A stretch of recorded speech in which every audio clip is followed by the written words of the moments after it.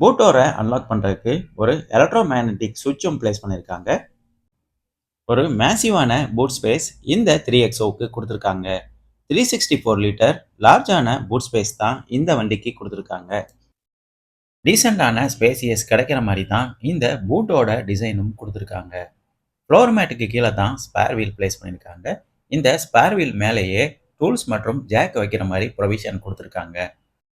Spare வீலோட சைட்லையும் கொஞ்சம் spacious இருக்கிறத நம்ம பார்க்க முடியும். சியட் பிராண்ட் டயர்ஸ் தான் இந்த 3XOவுக்கு ஸ்பேர் வீலாக கொடுத்துருக்காங்க. ரெகுலராக நம்ம காரில் யூஸ் பண்ணுற டூல்ஸ் எல்லாமே இதில் இருக்கிற மாதிரி கொடுத்துருக்குறாங்க. குவாலிட்டியான மற்றும் சாலிடான மெட்டீரியல்ஸ் தான் வண்டியோட இன்டீரியர்ஸ் ஃபுல்லாகவே யூஸ் பண்ணியிருக்கிறாங்க.